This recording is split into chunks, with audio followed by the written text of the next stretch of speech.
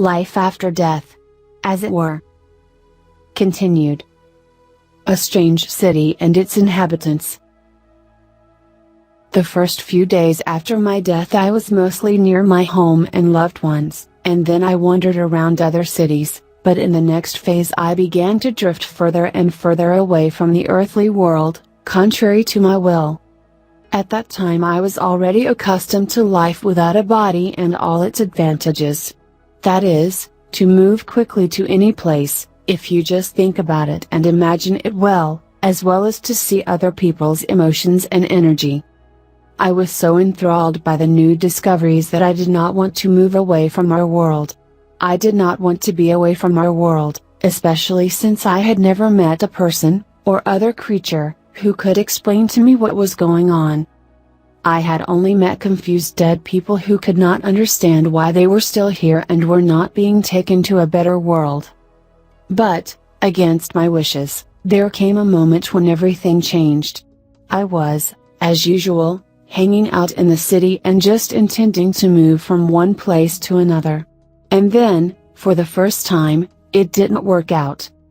Or should I say, I didn't go where I wanted to go. I suddenly realized that I was in a very unusual place.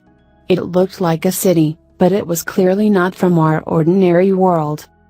Since I had learned to distinguish between the living and the dead by that time, I realized that there were no living people here. Besides, the atmosphere was very strange and even a little gloomy. I had never been a cowardly person, but now I felt some kind of anxiety and uncertainty in my gut. I was in one of the astral worlds at the time, as I now understand it. These are the intermediate areas between the other world and our world. Those who have died for the first time after death often wander into them, until they discard the astral body. And there you may sometimes find sleeping people and those who intentionally went to the astral. And, of course, the astral worlds are inhabited by locals. They are often called astral entities in esoteric literature. Some of them will be discussed further. So, back to my story. In this so-called city I saw dead people, as well as many other beings.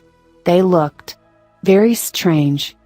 To begin with, they were moving very fast, and I couldn't see them. They looked to me like shadows, darting in and out quickly. I'd seen such things before, in my travels through ordinary cities. But it wasn't frequent, and I tried not to cross paths with them. But here, everything was crawling with them. I tried to move away from the strange place, but I couldn't. I had the feeling that I was trapped. I could no longer control my movements. Soon several shadows headed toward me and surrounded me. When they stopped, they finally took on a discernible form. They looked like men in dark clothing, with something like a cloak on the back. Note, in the subtle worlds, one can change one's appearance at will and look as one wishes. Dead people, of course, do not know this at first. That is why they unconsciously reproduce their appearance and even the clothes in which they remember themselves. The essences or local inhabitants of the astral also have some standard and habitual appearance, which they can change at will or if necessary. If an astral dweller performs a certain job, like my new acquaintances, their appearance is a kind of uniform. So, I asked these fellows, mentally, of course, since that was the only way I could communicate after death, who they were and what they needed. They told me, and I felt the irony of it, that they had invited me to visit them, and to work a little as well.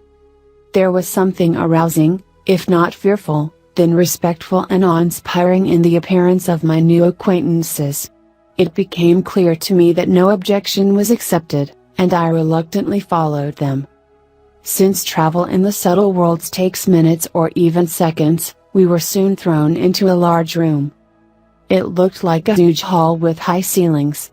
I thought to myself that there was some kind of nest of these strange creatures. There were a great many of them.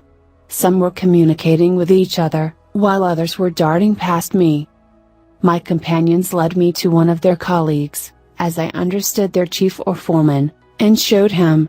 I felt with all my gut that it was as if he was scanning me. Soon a thought, mixed with emotion, came to all of us in a wave from him. It meant something like, "It suits us, let's take it." I was a little dazed and didn't understand where or what I was being taken for. But soon my future colleagues explained to me what was going on. These fellows were employees who did a certain job in the Astral. I will call them caretakers. Their job was to supervise order, as well as to help in unusual situations. They periodically recruited volunteers into their ranks. To be more precise, they volunteered or forced the dead who met the necessary characteristics. I was one of them. As it turned out later, I had previously been spotted by one of these caretakers, and assessed by him as potentially suitable for service. So soon I was brought in for an interview, and then I was hired. That is, I do not come to that strange city by accident. I could say that I was deliberately attracted to it. That's roughly how my career as an astral caretaker began. As you can see, the more my story differs from the standard one. Usually, after death, people stay for some time on the border of the astral and the earthly world, and then, when the astral body disintegrates, they go to the other world. It was a little different for me. To be continued. Subscribe to the channel.